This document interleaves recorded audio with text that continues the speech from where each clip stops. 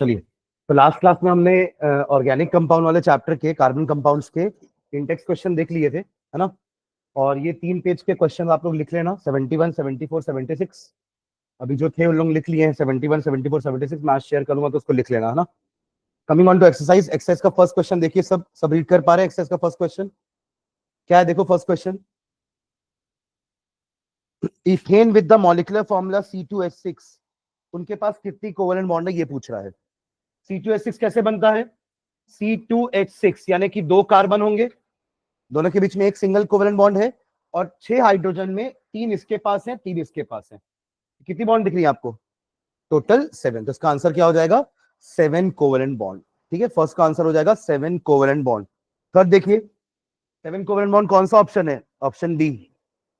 चलिए सेकेंड देखिए, butanone is a 4 carbon compound with the functional group. कौन सा फंक्शनल ग्रुप है ब्यूटेनॉन में, कीटोन। ओन से समझ में आ गया ना, कीटोन है। क्या है वो, कीटोन। ऑप्शन क्या है, सी, कीटोन। ठीक है, चलिए नेक्स्ट।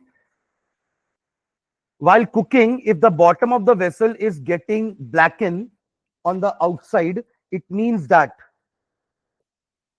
उसको ऑक्सीजन को प्रॉपर नहीं मिला, कंप्लीट बर्निंग नहीं हो पाया, तभी तो वो येलो सूटी फ्लेम आती है या ब्लैक सूटी फ्लेम। तो the food is not burn completely, option B. ठीक है, तो ये आपके पहले 3 क्वेश्चन हो गए आपके एक्सरसाइज के। चलिए अगले बढ़िए, फोर्थ क्वेश्चन में देखिए। फोर्थ क्वेश्चन क्या है, फोर्थ क्वेश्चन पढ़िए। Explain the nature of the covalent bond using the bond formation in CH3Cl। Question समझ में आया क्या, आपको कोवेलेंट बॉन्ड फॉर्मेशन समझाना है। किसका एग्जांपल लेकर के, CH3Cl का एग्जांपल लेके। CH3Cl, इनमें बॉन्डिंग कैसे होती है आपको ये बताना है। तो सबसे पहले काम क्या करते हैं अपन, तीनों एलिमेंट का एटॉमिक नंबर लिख के उनका कॉन्फ़िगरेशन लिख देते हैं। दिख रहा है कि covalent bond is form by sharing of electrons between 2 atoms. अब हमारे पास इस कंपाउंड में 3 एलिमेंट प्रेजेंट है। कौन कौन है, कार्बन है, हाइड्रोजन है और क्लोरीन है। तीनों का इलेक्ट्रॉनिक कॉन्फ़िगरेशन लिख दिया हमने। और यहां से साफ पता चल रहा है कि क्लोरीन को 1 इलेक्ट्रॉन चाहिए, इसको भी 1 चाहिए और इसको 4 चाहिए, राइट। तो सबको ही चाहिए, तो कोई भी लूज तो नहीं करने वाला, तो सब क्या बनाएंगे, कोवेलेंट बॉन्ड बाय शेयरिंग। ठीक है, तो वो कैसे होगी कोवेलेंट बॉन्ड, कार्बन बीच में रहेगा क्योंकि हाइड्रोजन को 1 इलेक्ट्रॉन ही चाहिए, तो हाइड्रोजन बीच में नहीं रह सकते कभी भी, तो कौन रहेगा, कार्बन बीच में। ऊपर से क्लोरीन को भी 1 ही बॉन्ड बनानी, तो क्लोरीन भी बीच में नहीं रह सकता, तो कार्बन ही आपका सेंट्रल में रहेगा, बीच में रहेगा, और सबके साथ 1 कोवेलेंट बॉन्ड बनाएगा। समझ रहे हैं क्या, तो फाइनली स्ट्रक्चर ऐसा बनेगा। ठीक है, बनाइए इसको जल्दी। Question number 4।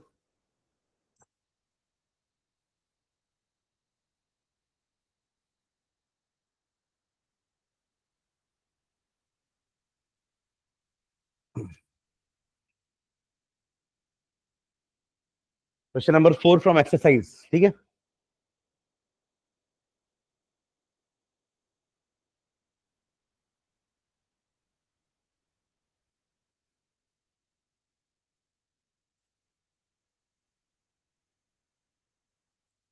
डेफिनेशन कौन लिखेगा,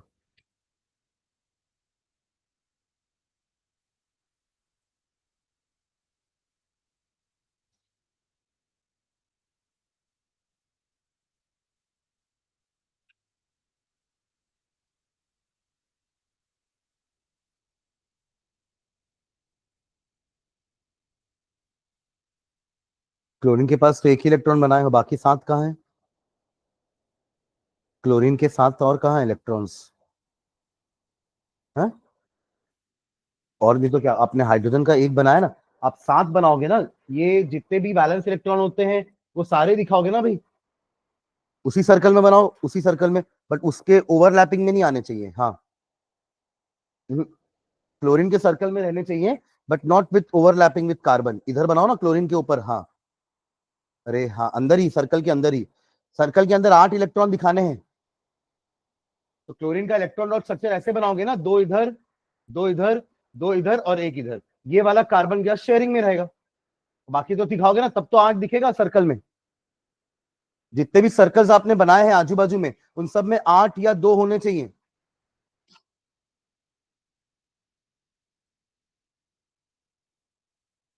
ये जिनका हो जाएगा, अगला क्वेश्चन नंबर 5 पढ़ेंगे ना, पढ़ के सॉल्व करना, ऐसे सिर्फ उतारते में चलो। क्वेश्चन समझो, करने क्या बोला है आपको,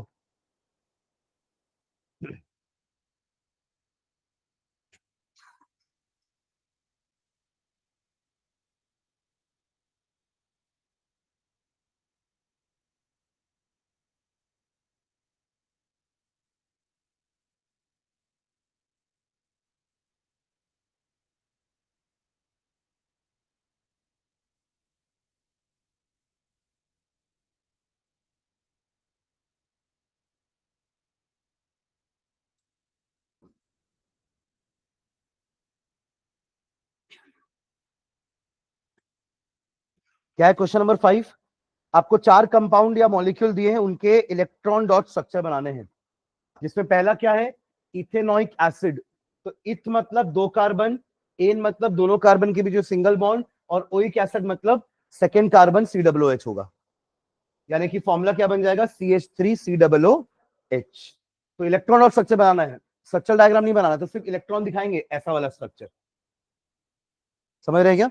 तो ये कार्बन के आसपास तीनों हाइड्रोजन के साथ एक एक बॉन्ड, फिर इस वाले कार्बन का सिंगल बॉन्ड, ऑक्सीजन का डबल, ये वाले ऑक्सीजन का सिंगल, फिर H का सिंगल। समझ में आ रहा है structure? In the same way H2S, H2S में S मिडिल में रहेगा, दोनों H आजू बाजू, की H कभी बीच में नहीं हो सकता, क्योंकि H सिंगल बॉन्ड ही बनाता है। इन the same way propanone and fluorine, बनाइए सबके स्ट्रक्चर्स, इलेक्ट्रॉन डॉट स्ट्रक्चर्स। नहीं, कोवेलेंट बॉन्ड नहीं दिखानी ना, बस इलेक्ट्रॉन डॉट स्ट्रक्चर बनाने हैं।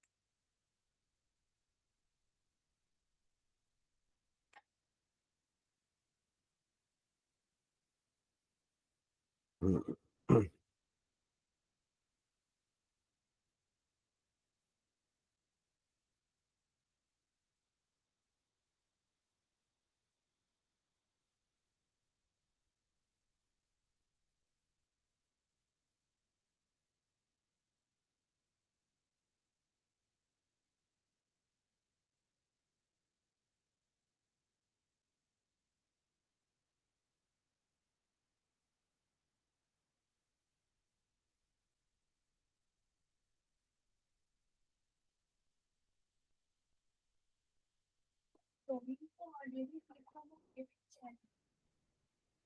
2,7 9 है ना, नियॉन होता है 2,8।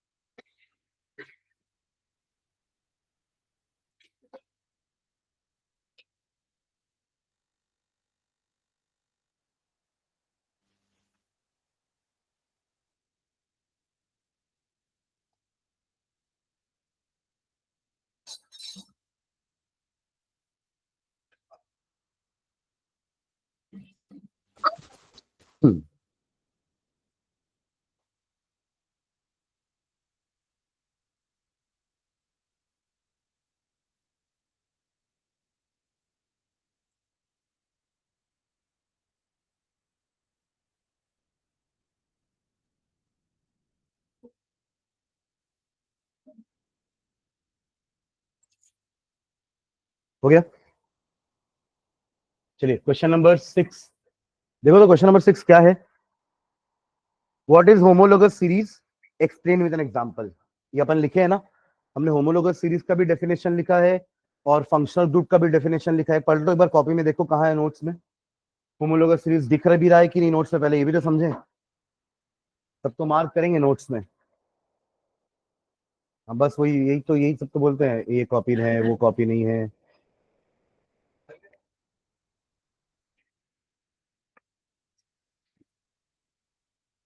मिला? तो होमोलोगस सीरीज का डेफिनेशन क्या होता है, it is a series of organic compound, हाँ, जिनका सिमिलर स्ट्रक्चर होता है, केमिकल प्रॉपर्टी सेम होती है, उनको बनाने का तरीका एक जैसा होता है, and all can be written with the help of a general formula. जैसे एल्केन एक होमोलोगस सीरीज है, successive members differ by CH2 group, याद है? उस फैमिली के दो मेंबर के बीच में CH2 का डिफरेंस होगा। मतलब अगर आपको एक फॉर्मूला पता है ना एक किसी मेंबर का, तो उसके अगले वाले मेंबर का फॉर्मूला निकाल सकते हो, बस CH2 ऐड कर दो बीच में कहीं, तो आपको अगला मेंबर आ जाएगा। समझ रहे हैं क्या? हाँ, मास में 14 mu का डिफरेंस होता है, मास में 14 mu का डिफरेंस और फॉर्मूले में CH2 का डिफरेंस। ठीक है, चलो तो ये हो जाएगा लिखना। एग्जाम्पल कोई सी भी सीरीज दे सकते हो, alkane, alkene, alkyne, alcohol, aldehyde, ketone, carboxylic acid, haloalkane, ये सब के सब क्या है? Homologous series. ठीक है, चलिए अगला देखो, क्वेश्चन नंबर 7 क्या है?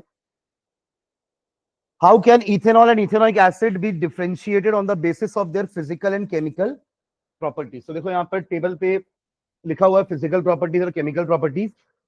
फिजिकल प्रॉपर्टीज मतलब उसका कलर, स्मेल, है ना, स्टेट कि वो फिजिकली सॉलिड है कि लिक्विड है कि गैस है।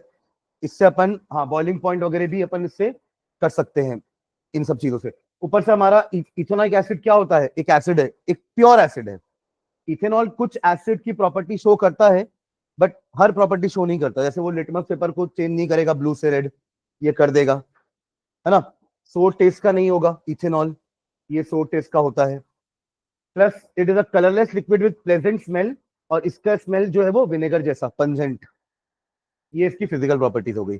केमिकल मतलब रिएक्शंस, तो यहां भी अपन एसिड के रिएक्शंस करवा सकते हैं, एक्सेप्ट वो मेटल वाला, क्योंकि मेटल के साथ तो वो रिएक्ट कर जाता है इथेनॉल, बट मेटल कार्बोनेट के साथ नहीं करेगा, एल्कली के साथ नहीं करेगा। तो देखो बेस के साथ किए, और मेटल कार्बोनेट या बाइकार्बोनेट के साथ CO2 गैस लिबरेट नहीं करेगा। Every acid when added to metal carbonate या बाइकार्बोनेट, तो क्या निकलता है? Carbon dioxide gas. और वो कैसे पता चलता है? Brisk effervescence. ठीक है, तो वही पॉइंट लिखा हुआ है, it does not react with alkali, it react with alkali to form salt and water, neutralization reaction, है ना। ये कौन सा होगा? Neutralisation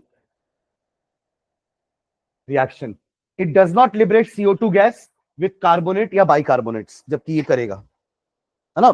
acid plus metal carbonate ले लो या मेटल बाइकार्बोनेट ले लो, it gives salt, water and carbon dioxide gas. और वो कार्बन डाइऑक्साइड का टेस्ट होता है बाय गिविंग ब्रिस्क एफरवेसेंस। ये रिएक्शन भी लिखा हुआ है एक। ठीक है, तो ये इनका डिफरेंसेस हो गए। ठीक है, चलिए नोट करिए इसको। Question number 7, question number 7।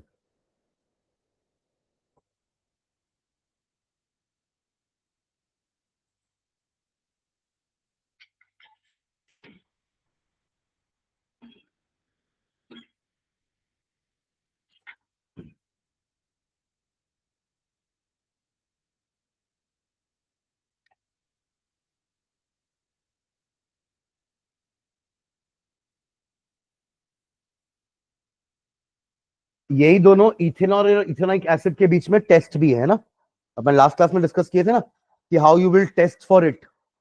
तो आप दोनों में से कोई भी रिएक्शन करवा सकते हो। ये दोनों रिएक्शन एसिड देगा बट अल्कोहल नहीं देगा। सुन रहे हैं क्या? मैंने लास्ट में कहा था ना कि टेस्ट करके नहीं बताना है, टेस्ट करके बताना है। तो ये टेस्ट करोगे तो ये खट्टा रहेगा, ये खट्टा नहीं रहेगा।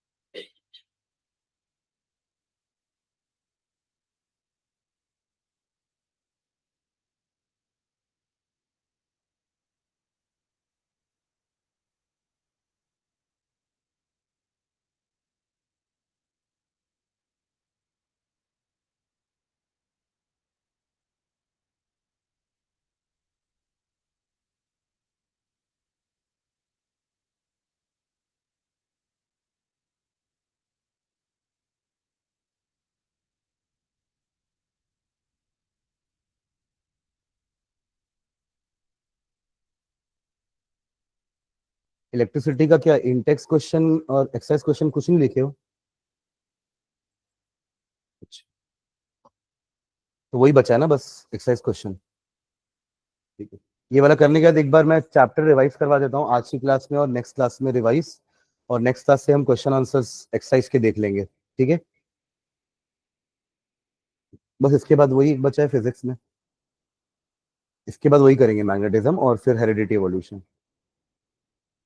छोटे हैं दोनों चैप्टर, छोटे हैं, जल्दी हो जाएंगे। उसमें सिर्फ हेरिडिटी है। हाँ सिर्फ हेरिडिटी है। क्या सुना आपने? इसमें वो रेशियो वाले थोड़े होते हैं, पर वो एक जैसे ही हैं, दो न्यूमेरिकल ही है, वो भी न्यूमेरिकल नहीं बोलना चाहिए, हेरिडिटी का कंसेप्ट ही है वो। तो वो दो टाइप के ही क्वेश्चन होते हैं उसमें। तो दोनों चैप्टर छोटे हैं, मैग्नेटिक भी ज्यादा छोटा नहीं, उसका भी आधा पार्ट कट चुका है, और हेरिडिटी इवोल्यूशन का भी आधा पार्ट कटा हुआ है, तो वो दोनों चैप्टर जल्दी हो जाएंगे। तो कोशिश करेंगे अपन की 15th या 10th दिसंबर तक खत्म।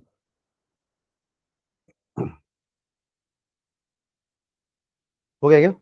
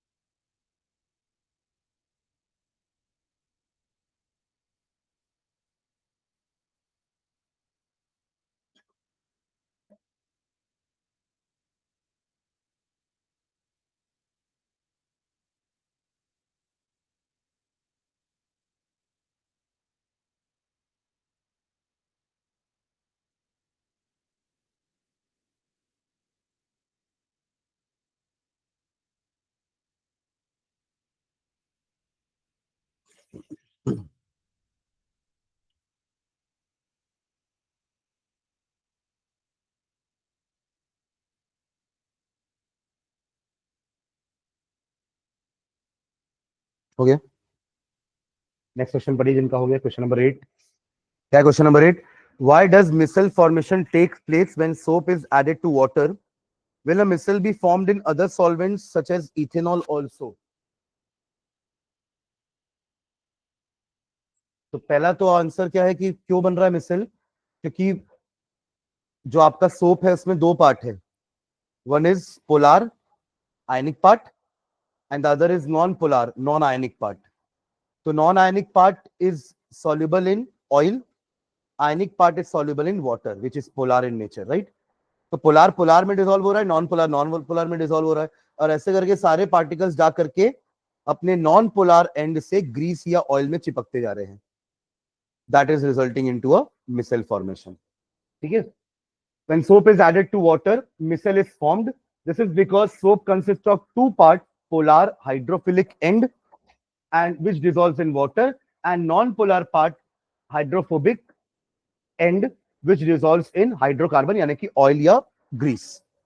When soap is added to water, the polar hydrophilic end of soap dissolves in water while the carbon chain dissolves in grease or oil. The soap micelle thus forms structures called, sorry, the soap molecules thus form structures called micelle. बाकी के साथ नहीं बना क्योंकि ये alcohol भी आपका non ionic होगा ना, तो दोनों नॉन आयनिक हो जाएंगे, तो वाटर उसके साथ, मतलब नॉन पोलर पार्ट उसमें, सॉरी आयनिक पार्ट उसमें डिसॉल्व नहीं होगा। समझ रहे हैं क्या? तो बाकियों के साथ ऐसा मिसेल फॉर्मेशन नहीं होगा। ठीक है, note it down.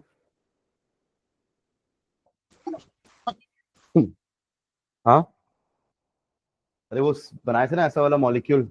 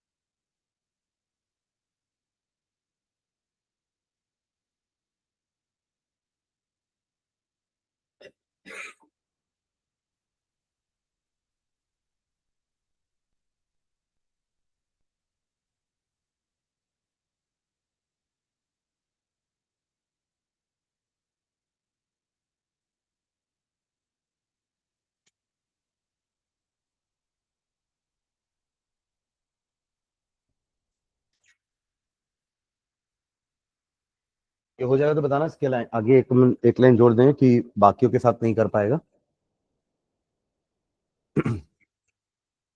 Done.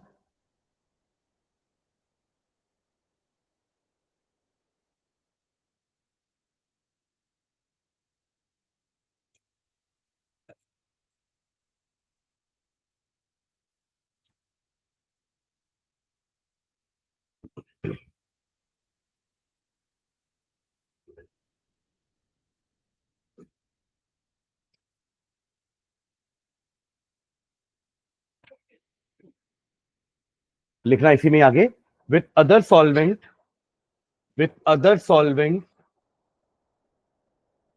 with other solvent such as alcohol, with other solvent such as alcohol, the soap molecule will not dissolve, the soap molecule will not dissolve, so no micelle formation will take place, so no micelle formation will take place, so no micelle formation will take place। ठीक है, जिनका हो जाएगा question number 9 पढ़ेंगे।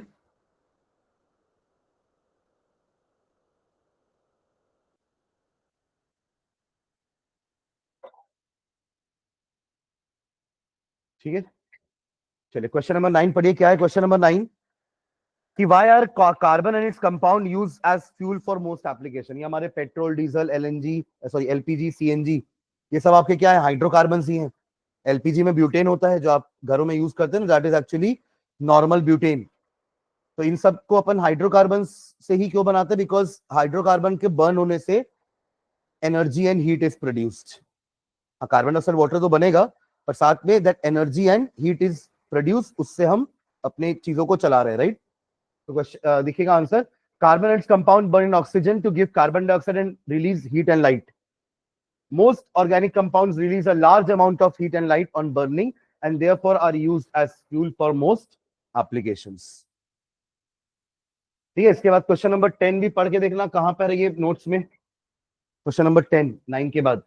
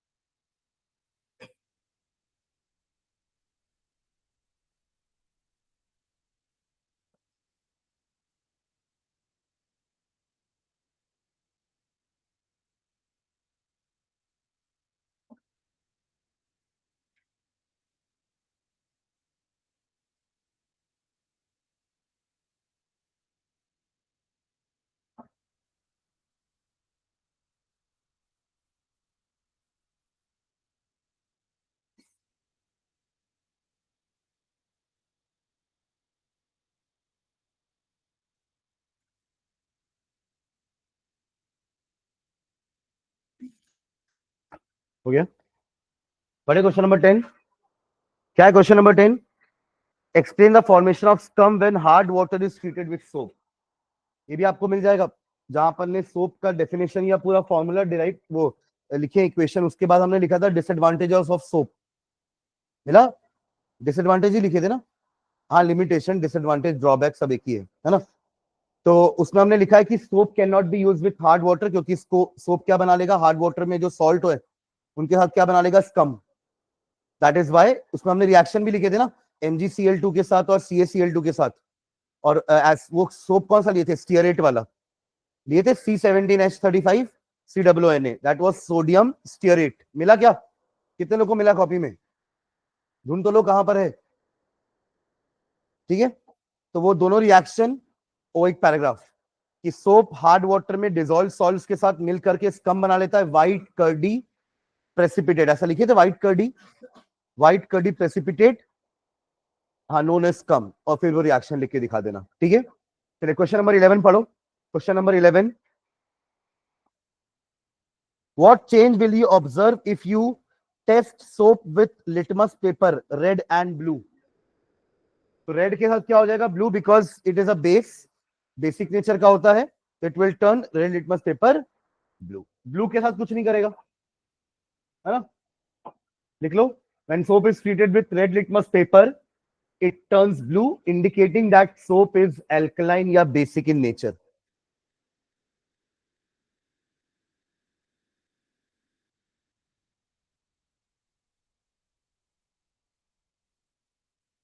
जिनका हो गया question number 12 पढ़िए। ये भी अपन अलग से पूरा रिएक्शन लिखे है ना, सब्स्टिट्यूशन, एडिशन, एडिशन के अंदर हाइड्रोजनेशन और हेलोजिनेशन। तो हाइड्रोजनेशन में हाइड्रोजन का एडिशन, और ये बहुत इंपॉर्टेंट रिएक्शन है, मैंने कहा भी था, इसका इंडस्ट्रियल एप्लीकेशन है वही वनस्पति घी वाला। वेजिटेबल ऑयल में हाइड्रोजन ऐड करा दो in the presence of nickel, platinum, palladium, हमें मिलेगा वनस्पति घी। It is a method by which unsaturated compound is converted into saturated compound, है ना। हम एक डबल बॉन्ड वाले को सिंगल बॉन्ड में कन्वर्ट कर देते हैं। Done this one. Question number 12 देखिए, ये नोट्स में मार्क कर लो जल्दी से। हाइड्रोजनेशन रिएक्शन कहां मिलेगा आपको, केमिकल प्रॉपर्टीज में। केमिकल प्रॉपर्टीज में मेरे ख्याल से ये दूसरी प्रॉपर्टी पढ़े थे, तीसरी थी शायद। पहला कंबशन पढ़े थे, दिख रहा है सबको नोट्स में, पहला कंबशन पढ़े थे, दूसरा सब्स्टिट्यूशन, और तीसरा एडिशन। एडिशन के अंदर भी दो पढ़े थे, एक हैलोजिनेशन था और दूसरा हाइड्रोजनेशन। तो हाइड्रोजनेशन वाला पार्ट इसमें लिखना है, ठीक है। उसका वो भी पूछा है, what is the industrial application. तो इंडस्ट्रियल एप्लीकेशन में आप क्या लिखोगे, वही घी वाला, कि in industry it is used to convert vegetable oil into घी। और वो निकल, प्लैटिनम, पैलेडियम लिखना नहीं भूलेंगे ना, वो कैटलिस्ट है, उसके बिना रिएक्शन नहीं होगा। क्लियर है। चलिए अगला क्वेश्चन देखो, question number 13 sorry. Which are the following hydrocarbons undergo addition reaction. Addition कौन शो करता है, आइदर एल्कीन या अल्काइंस, क्योंकि एल्केन तो सब्स्टिट्यूशन करते हैं। तो एल्कीन का जनरल फॉर्मूला क्या है, CnH2n, और अल्काइन का जनरल फॉर्मूला क्या है, CnH2n-2। अब देख लो कि उनमें से कौन कौन से कंपाउंड इस फॉर्मूले पे बैठ रहे हैं। पहला क्या है, देखो फर्स्ट क्या है, C2H6। C2H6 तो इथेन है। C2H6 वैसे भी इससे नहीं बनेगा ना, इससे देखो 2 वाले क्या बनेंगे, इससे बनेगा 2 वाला C2H4, और इससे 2 वाला क्या बनेगा, C2H2। यानी C2H6 तो एडिशन रिएक्शन शो नहीं करेगा, वो एक एल्केन होता है। और क्या बोला है, C3, वो भी नहीं आएगा। देखो C3 वाला, इसका फॉर्मूला क्या बनेगा, C3H6, और इसका क्या बनेगा, C3H4। वो तो C3H8 है, यानी वो भी एल्केन है, वो भी आपका एडिशन रिएक्शन शो नहीं करेगा। और क्या बोल रहा है, C3H6, देखो ये करेगा, तो C3H6 आएगा हमारा एक आंसर में।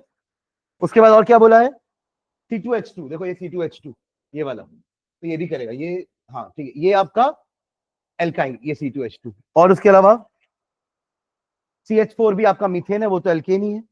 तो सिर्फ वो 6 में सिर्फ यही दोनों हैं जो एडिशन रिएक्शन शो करेंगे, because they are alkene and alkyne. ये कौन है, एल्कीन है ये, और ये आपका अल्काइन है। ठीक है, देखो हाइड्रोजन डबल से ज्यादा होंगे तो एल्केन है, हाइड्रोजन जस्ट डबल होंगे तो एल्कीन है, और डबल से कम होंगे तो अल्काइन है। ऐसे भी याद रख सकते हैं, सुन रहे क्या, हाइड्रोजन डबल से ज्यादा है, जैसे C3H8 तो ये एल्केन हो गया। C3H6 जस्ट डबल है तो ये एल्कीन है, और C3H4 डबल से कम है हाइड्रोजन तो alkyne. Alkane, alkene, alkyne. Clear है।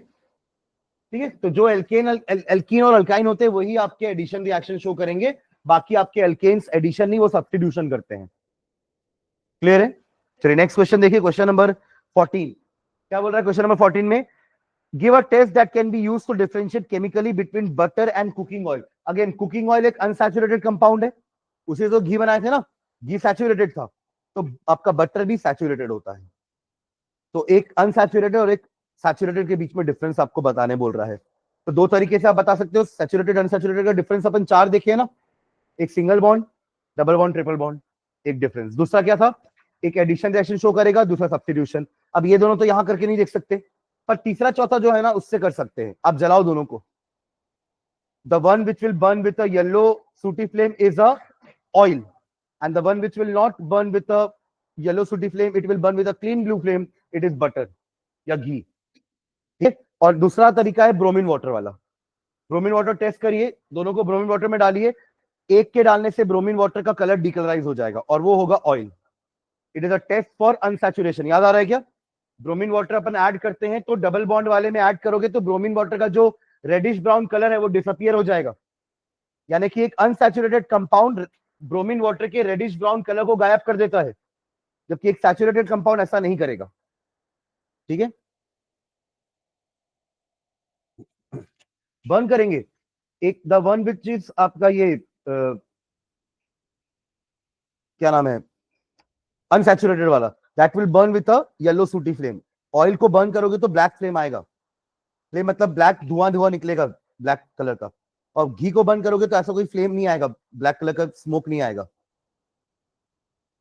तो butter and cooking oil can be distinguished by bromine water test, यहाँ पे ब्रोमीन वाटर का ही लिखा हुआ है। ठीक है, तो add Br2 water to a small amount of butter and oil in separate test tube. आपने एक टेस्ट ट्यूब में बटर लिया, दूसरे टेस्ट ट्यूब में ऑयल लिया, दोनों में क्या डाल दिया? ब्रोमीन वाटर, जो कि कौन से कलर का होता है? Reddish brown, reddish brown colour का होता है आपका ब्रोमीन वाटर। तो butter does not decolourise, butter क्योंकि सैचुरेटेड है, butter is a saturated compound, तो वो आपका ब्रोमीन वाटर का कलर गायब नहीं करेगा। It will not decolourise bromine water, reddish brown colour of bromine water. पर जबकि कुकिंग ऑयल जो है, it decolourises the bromine water, showing it is an unsaturated compound. ठीक है,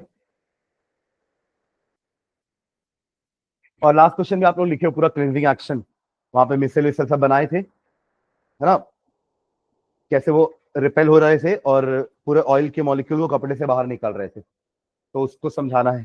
ठीक है, हो जाएगा ये।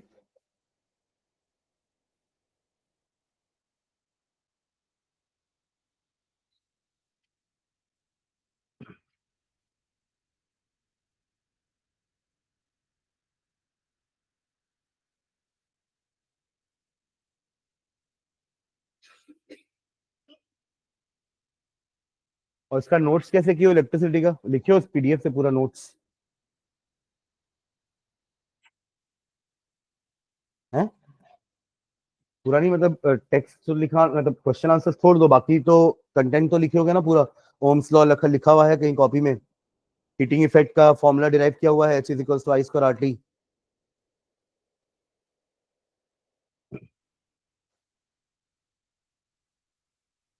उसमें क्वेश्चन आंसर भी है ना एक तो, और भी एडिशनल क्वेश्चन है उसमें, apart from your exercise and Intex question, इसमें और भी बहुत सारे सर्किट्स दिए हुए हैं।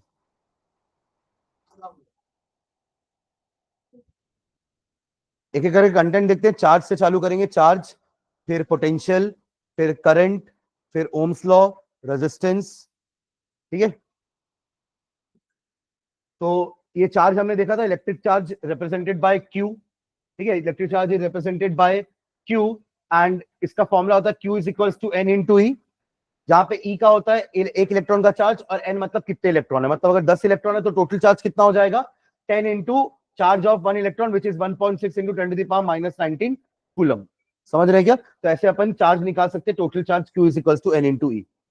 बाकी आपको पता है इसके properties, unlike charges attract each other, like charges repel each other, और net electric charge neither be created not be destroyed. अगर आप किसी चीज को रब करोगे दूसरे चीज पर, तो अगर ये वाली चीज पॉजिटिव चार्ज हुई है तो उतना ही नेगेटिव चार्ज इसमें आ जाएगा, यानी कि total charge is conserved, charge are neither created not destroyed, conservation, law of conservation of charge. ठीक है, जितना आपका यहाँ से पॉजिटिव हुआ, क्योंकि ये क्या पॉजिटिव हुआ, क्योंकि यहाँ के इलेक्ट्रॉन लॉस हुए और वो इलेक्ट्रॉन कहाँ आ गए, पेन में आ गए, तो वो उतना ही नेगेटिव हो गया जितना ये पॉजिटिव हुआ है। तो 2 पॉजिटिव 2 नेगेटिव ऐड करोगे तो 0, यानी ओवरऑल चार्ज कंजर्व है। ठीक है, तो ये आपका यहाँ पे लिखा हुआ है। एंड इलेक्ट्रिक चार्ज क्वांटाइज का मतलब है कि हमेशा होल नंबर्स में होंगे, आधा इलेक्ट्रॉन नहीं होता कि 2.5 इलेक्ट्रॉन है कि 3.5 इलेक्ट्रॉन है, या तो 2 होंगे या तो 3 होंगे या तो 4 होंगे। तो उनका आप ऐसे चार्ज निकाल सकते हो, Q is equals to N × E करके। यूनिट क्या थी इसकी, कूलम। ये वाला चीज याद रखना है कि एक इलेक्ट्रॉन का चार्ज कितना होता है, 1.6 × 10⁻⁻, बहुत बहुत कम होता है ये, है ना, 10⁻⁻19 कूलम। ठीक है, coming on to this, charge scalar quantity है और यूनिट ऑफ चार्ज कूलम हो गया। छोटे छोटे यूनिट क्या होते हैं, मिली कूलम, माइक्रो कूलम। ठीक है, ये हमने एक चीज देखी थी, है ना, कि एक कूलम चार्ज में कितने इलेक्ट्रॉन्स होते हैं। तो आपको अगर पता है कि एक इलेक्ट्रॉन का मतलब इतना कूलम होता है, तो आप यहीं से निकाल सकते हो कि 1 कूलम के लिए इसको डिवाइड कर देंगे 1/this, और इसको सॉल्व करोगे तो आंसर आएगा 6.25 × 10⁻18। इतने सारे इलेक्ट्रॉन्स मिलाओगे तब 1 कूलम चार्ज बनेगा। क्लियर है? टाइप्स ऑफ सब्सटेंस देखे थे, insulators, conductors, semiconductors, super conductors. Depending upon कि कौन कितना करंट फ्लो करवा रहा है, उसके अकॉर्डिंग हमने 4 टाइप के डिवाइस देखे थे। तो इंसुलेटर्स क्या होते हैं, ये इलेक्ट्रिसिटी कंडक्ट नहीं करेंगे क्योंकि इनके पास कोई भी फ्री चार्जेस नहीं होते हैं। तो अभी जो डिफाइन किए ना, ये चार्जेस के रेस्पेक्ट में किए हैं। आगे जाके अपन फिर से इनको डिफाइन करेंगे, वो रेजिस्टेंस के टर्म्स में करेंगे। समझ में आ रहा है क्या? जिनके पास फ्री चार्जेस नहीं है वो कंडक्ट नहीं करेंगे इंसुलेटर्स, जिनके पास है पर कम है तो वो कम कंडक्शन करेंगे, उनका करंट का वैल्यू कम होगा, मिली एम्पियर माइक्रो एम्पियर में करंट होगा उनका। और कंडक्टर्स जिनके पास millions and billions of free charges हैं, वो आराम से कंडक्ट करेंगे, बहुत करंट फ्लो होगा इनमें, और सुपर कंडक्टर इनसे ज्यादा। ठीक है, तो ऐसे 4 टाइप के मटेरियल होते हैं। हम जो घरों में यूज करते हैं वो कंडक्टर्स होता है, हमारे इलेक्ट्रॉनिक डिवाइसेस में जो होते हैं वो सेमीकंडक्टर्स होते हैं, क्योंकि वहां पे करंट की रिक्वायरमेंट उतनी नहीं होती। हमारे फोन में आईसीज लगी हुई है, हमारे मदरबोर्ड में चिप्स लगी हुई हैं, आईसीज लगी हुई हैं, उन सब का, हमारे एसडी कार्ड्स जो होते हैं वो सब किससे बने हुए हैं, जर्मेनियम सिलिकॉन से। दे आर सेमीकंडक्टर्स, क्योंकि उनको इतने करंट की जरूरत नहीं पड़ती है, तो इसलिए हमें ज्यादा चार्जेस की जरूरत नहीं है उनमें करंट फ्लो करवाने के लिए। बट कंडक्टर्स जो घर में लगे हुए हैं वो तो कंडक्टर हैं, कॉपर, है ना, ताकि उसमें ज्यादा करंट फ्लो कर सके, हमारे डिवाइसेस को रन करा सके। पोटेंशियल में आते हैं, यही चार्ज जो अपन बात कर रहे थे जिस चार्ज की, इसको अगर मूव कराना है from one place to another, तो you have to do some work. तो यहाँ अपन ने पोटेंशियल को कैसे डिफाइन किया था कि अगर एक चार्ज है उसकी एक फील्ड है ना, एक चार्ज है उसकी एक फील्ड है, उस फील्ड के अंदर एक चार्ज को अगर लेकर आना है तो you have to do some work for keeping this charge at any of this point in the field. बाहर कोई वर्क नहीं है, क्योंकि बाहर तो उसका इंफ्लुएंस ही नहीं है, बाहर इस चार्ज के फील्ड के बाहर इसका इंफ्लुएंस है ही नहीं इसके ऊपर, तो no work has to be done, वहीं पड़ा रहेगा। पर अगर आप इसको यहां उठा के वीए में ए पॉइंट पे रखो या बी पॉइंट पे रखो, तो you have to do some work. क्यों? क्योंकि जब आप अंदर लेके आओगे तो ये उसको रिपेल करेगा, यहां उसको बैठने नहीं देगा। तो फॉर दैट रीजन आपको कुछ ना कुछ वर्क करना पड़ेगा to keep that charge here from infinity to that point is known as potential. हमने फॉर्मूला क्या देखा था इसका, V is equals to W by Q, V is equals to W by Q, है ना, V is equals to W by Q, work done per unit charge. तो इसलिए इसका यूनिट भी क्या होता है, joule upon coulomb, joule per coulomb. मैंने टेस्ट में क्वेश्चन दिया था कि आप उसको ऐसा यूनिट के हिसाब से, मतलब वोल्ट और वर्क और चार्ज की यूनिट के हिसाब से भी रिप्रेजेंट करो, तो सबने वोल्ट लिखा था। वोल्ट तो है, मैं ऐसा नहीं बोल रहा हूं कि वोल्ट नहीं होता यूनिट, पर अगर आपको बोल रहा है कि express in terms of unit of volt and charge, तो Jc⁻⁻1 लिखना है। क्या लिखना है? Jc⁻⁻1। हाँ, उसका मतलब कूलम है, सॉरी वोल्ट है, बट वो आया कहां से है, जूल पर कूलम से। समझ रहे हैं क्या? V is equal to W by Q, joule per coulomb, 1 volt.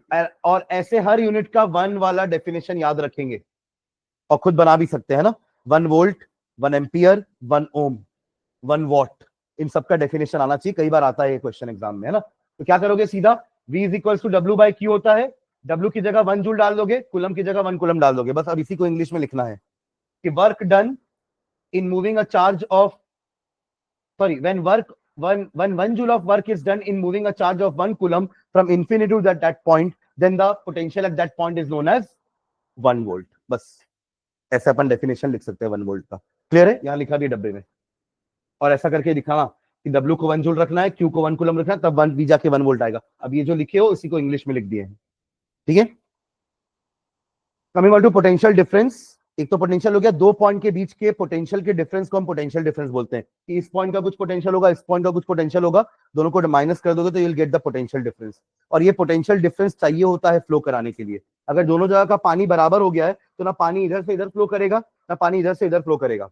हाँ, अगर इनका लेवल कम ज्यादा है तो जहां लेवल ज्यादा है वहां से पानी कम वाले लेवल पे आएगा। मतलब for anything to flow you need some difference. In the same way current को फ्लो कराने के लिए पोटेंशियल का डिफरेंस होना चाहिए, एक तरफ हाई पोटेंशियल होना चाहिए, दूसरी तरफ लो पोटेंशियल, तब करंट जो है वो हाई पोटेंशियल से लो पोटेंशियल की तरफ फ्लो करता है। और कन्वेंशनली हाई पोटेंशियल मतलब पॉजिटिव माना जाता है एंड लो पोटेंशियल मतलब नेगेटिव माना जाता है। और ये पोटेंशियल अपन अप्लाई कहां से करते हैं? With the help of cell battery, उनसे हमको ये पोटेंशियल डिफरेंस मिल जाता है और ये वर्क मिल जाता है चार्जेस को कराने के लिए, फ्लो कराने के लिए। ठीक है, तो तभी हम जब वायर को इन पोटेंशियल डिफरेंस के बीच में कनेक्ट करते हैं तो करंट स्टार्ट्स फ्लोइंग। ये भी मैंने क्वेश्चन दिया था कि करंट का डायरेक्शन कैसा होता है। तो अगर इलेक्ट्रॉन फ्लो कर रहे हैं फ्रॉम नेगेटिव टू पॉजिटिव, यानी कि from low potential to high potential, तो करंट फ्लो करता है from high potential to low potential, positive to negative. हमेशा करंट का डायरेक्शन इलेक्ट्रॉन के फ्लो के डायरेक्शन के ऑपोजिट होता है। समझ रहे हैं क्या? ठीक है, करंट की बात करते हैं तो मूविंग चार्जेस को करंट बोलते हैं ना। सिर्फ चार्जेस अगर एक जगह रखा हुआ है तो स्टैटिक करंट कहलाता है। पर अगर आपको कोई डिवाइसेस को रन कराना है तो you have to make the charges flow, और वो फ्लो कराने के लिए तो पोटेंशियल लगाते हैं ना। समझ रहे हैं? फ्लो कराने के लिए हम क्या लगाते हैं? पोटेंशियल डिफरेंस देते हैं, सेल लगाते हैं, बैटरी लगाते हैं, ताकि वो फ्लो हो पाए कंडक्टर के अंदर। और वो कंडक्टर से तो लगाते हैं, तो आपने एक बैटरी दी, बैटरी में दो वायर लगाए, है ना, और इन्हीं वायर में आपके इलेक्ट्रॉन्स फ्लो करेंगे। वो वायर क्या है? कंडक्टर ही तो है। उसके उसके पास फ्री चार्जेस है, so that free charges will get the energy from battery and they will move and they will produce current, right? तो करंट क्या होता है? Charge flowing per unit time, I is equals to Q by T। I का मतलब current, Q का मतलब charge, T का मतलब टाइम। इसका भी यूनिट क्या हो जाएगा? कूलम पर सेकेंड, कूलम पर सेकेंड, और it is known as ampere, short form में A, measured by ammeter, that is measured by voltmeter. Potential difference को कैसे मेजर करोगे? वोल्ट मीटर से, और करंट को मेजर करोगे एमीटर से। ठीक है, 1 एम्पियर डिफाइन कर सकते हैं ना यहाँ। 1 एम्पियर के लिए आप Q को 1 कूलम डालना, T को 1 सेकेंड डालना। if 1 coulomb of charge is flowing in 1 second, the current produced is 1 ampere। खत्म। ये हमारे सर्किट्स के कंपोनेंट्स थे। देखिए, अब हमने चार्ज पढ़ लिया, हमने पोटेंशियल पढ़ लिया, हमने करंट पढ़ लिया, तो उसको फ्लो कराने के लिए क्या चाहिए? हमें एक सर्किट चाहिए, एक क्लोज सर्किट चाहिए जिसमें आपका करंट फ्लो कर पाएगा। तो उसमें क्या क्या कंपोनेंट्स होने चाहिए? उन सबके नाम है और उनके सिंबल है कि हम सर्किट में उनको कैसे लगाएंगे। हम सेल थोड़ा बनाएंगे, पेंसिल सेल पैनासोनिक का, हम तो सीधा ये सेल लगाएंगे छोटा सा, दिखाने के लिए कि हाँ ये सेल होता है। ठीक है, तो इलेक्ट्रिक सर्किट होता क्या है? ये कंडक्टिंग पाथ है, वो भी क्लोज होना चाहिए, through which an electric current can flow. इसका मैंने क्वेश्चन दिया था, what is the difference between open circuit and close circuit, था क्वेश्चन। तो ओपन सर्किट क्लोज सर्किट में क्या होगा डिफरेंस? कि ओपन सर्किट में करंट फ्लो नहीं कर पाएगा एंड क्लोज सर्किट में करंट फ्लो करेगा, राइट। ओपन सर्किट को हम with the help off switch ऐसे दिखाते हैं, और ये आपका क्लोज सर्किट होता है। ठीक है, चलिए, तो इलेक्ट्रिक सेल के लिए दो लाइन बनाएंगे, एक पॉजिटिव एक नेगेटिव वाली लाइन होगी। Long leg is for positive, short leg is for negative. और बैटरी क्या होता है? Combination of cell. जब एक सेल इनफ नहीं है हमारे रिक्वायरमेंट को पूरा करने के लिए, जैसे हम देखते हैं रिमोट के अंदर एक सेल से काम नहीं चलेगा, हमें दो सेल लगते हैं, तो आप दो सेल लगाते हो इन सीरीज, ताकि उनका वोल्टेज जो है वो एडअप हो जाए, उनका पोटेंशियल डिफरेंस एडअप हो जाए, तो उसको अपन कहते हैं बैटरी। ठीक है, कनेक्टिंग वायर्स को सिंपल लाइन से शो करते हैं। कनेक्टिंग वायर्स अगर दो ज्वाइन हो रहे हैं तो उसके लिए एक डॉट लगा देंगे, और ज्वाइन नहीं हो रहे तो जंपर लगा देंगे। ये जंपर होता है, ये जंप करके गया। ठीक है, रजिस्टर के लिए जिगजैग लाइन शो करते हैं, और वेरिएबल रजिस्टर के लिए जिगजैग लाइन के साथ एक एरो, है ना, ये वो शो करेगा कि ये वेरिएबल है, आप उसके रेजिस्टेंस को चेंज कर सकते हो घुमा करके। कुछ स्क्रू स्क्रू होगा उसके अंदर, स्क्रू को घुमा करके आप उसके रेजिस्टेंस को वेरी कर सकते हो। बट इस वाले रेजिस्टेंस को एक बार लगा दिए तो वो फिक्स हो गया, उसकी वैल्यू चेंज नहीं कर सकते। ठीक है, मतलब इसकी इसकी पता है क्या होती है? इसकी रेंज होती है कि ये 0 से लेकर के 10 ओम तक या 10 किलो ओम तक रहेगा, तो आप घुमा घुमा कर उसको 0 से 10 तक वेरी करा सकते हो। बट अगर ये 5 ओम का है तो ये 5 ओम का ही है, इसमें कोई वेरिएशन नहीं हो सकता। हाँ, हाँ, वो होता है हमारे वॉल्यूम के लिए जो नॉब होते हैं, है ना, वॉल्यूम कम ज्यादा करते हैं ना अपन नॉब, तो वो सब आपके पोटेंशियल मतलब वेरिएबल रजिस्टर ही होते हैं। बस वेरिएबल रजिस्टर अलग अलग नाम से आते हैं, पोटेंशियोमीटर के नाम से आते हैं, प्रीसेट के नाम से आते हैं मार्केट में आप जब खरीदोगे तो, जिसमें ऐसा लंबा नॉब निकला रहेगा आप उसको घुमा सकते हो, किसी में ऐसा स्क्रू रहेगा तो उसको आप स्क्रू को घुमा सकते हो। हाँ हम्म हम्म हम्म नहीं नहीं, वो उसके लिए बनाई है ना कि वो इतने से इतने स्पीड तक उसकी मोटर चल सकती है। हाँ, उससे ज्यादा चलाओगे तो होगा खराब, जैसे कई बार जब वोल्टेज हाई हो जाता है ना तो हमारे फैन लाइट सब खराब हो जाते हैं, क्योंकि तब एक्स्ट्रा करंट गया है जो उसकी लिमिट के बाहर है। कम से नहीं होगा, कम से भी मतलब नहीं, लो वोल्टेज में भी चलाओगे तो खराब होने के चांसेस रहते हैं। हमारे वो जो कंडेंसर होते हैं ना फैन में, वो खराब हो जाते हैं, कैपेसिटर वो खराब हो जाते हैं। ठीक है, चलिए उसके अलावा स्विचेस होते हैं सर्किट को ऑन ऑफ करने के लिए, है ना। तो एक प्लग की होता है जिसको आप ऐसे रिप्रेजेंट करते हो, ये प्लग की ओपन है और ये प्लग की क्लोज है, डॉट अंदर आ गया मतलब वो क्लोज हो गया, बिना डॉट वाला क्या है ओपन। और ये वाला आपका टैप स्विच है, आप इसको टैप करोगे तो नीचे चला जाएगा तो बंद हो जाएगा, सर्किट क्लोज। सर्किट क्लोज मतलब करंट फ्लो करेगा, बंद नहीं हुआ है ना, क्लोज मतलब बंद होता है, बट सर्किट क्लोज का मतलब होता है करंट फ्लो करेगा। और सर्किट ओपन का मतलब सर्किट खुल गया नहीं, चालू हो गया नहीं, सर्किट खुल गया मतलब कि सर्किट ओपन हो गया यानी करंट फ्लो नहीं करेगा। तो ये आपका ओपन और ये क्लोज। ठीक है, एमीटर और वोल्ट मीटर आपके जो होते हैं, इनसे हम पोटेंशियल डिफरेंस और करंट मेजर करते हैं अपने सर्किट का। ठीक है, पहले ऐसे आते थे अलग अलग, एमीटर अलग होता था, ऐसे ही एक वोल्ट मीटर का भी आता था। ठीक है, पर आजकल मल्टीमीटर्स आते हैं, आप लोग तो देखे होंगे मल्टीमीटर, सर ने दिखाया होगा आपको। हाँ, तो मल्टीमीटर से हम सारी चीजें मेजर कर सकते हैं, इस नॉब को बस घुमाना होता है। अभी नॉब वोल्टेज में सेट है, वो भी कौन सा, डीसी वाला।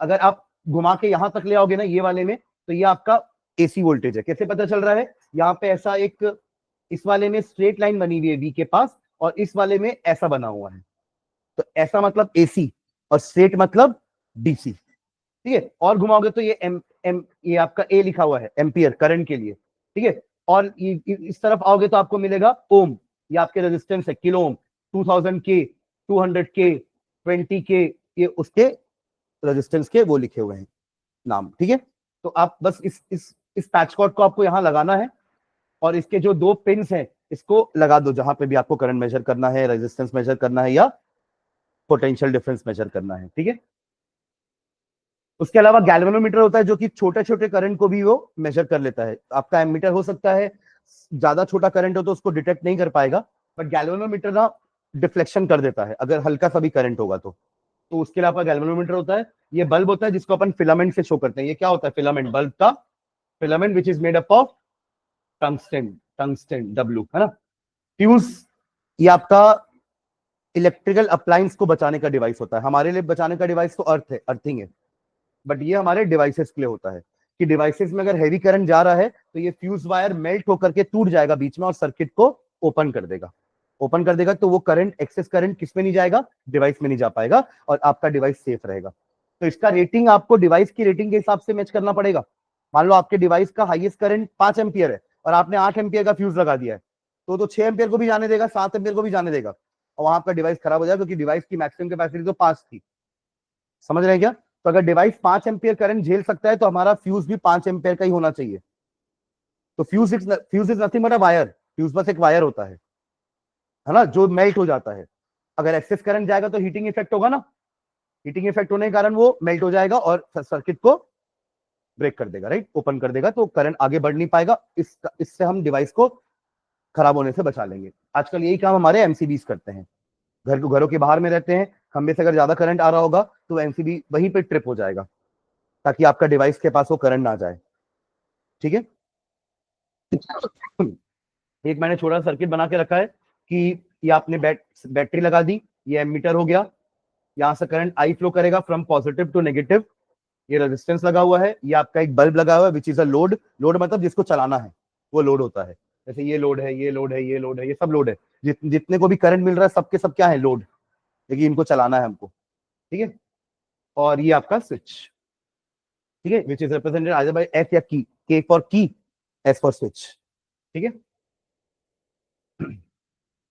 ये लास्ट देखते हैं, पोटेंशियल डिफरेंस मेजर करने के लिए अपन वोल्टमीटर यूज करते हैं, जिसको अपन कैसे कनेक्ट करते हैं, पैरेलल में। मतलब मुझे अगर इस रेजिस्टेंस के बीच का पोटेंशियल डिफरेंस निकालना है तो अपन क्या करेंगे, उस रेजिस्टेंस के पैरेलल में वोल्टमीटर लगाएंगे।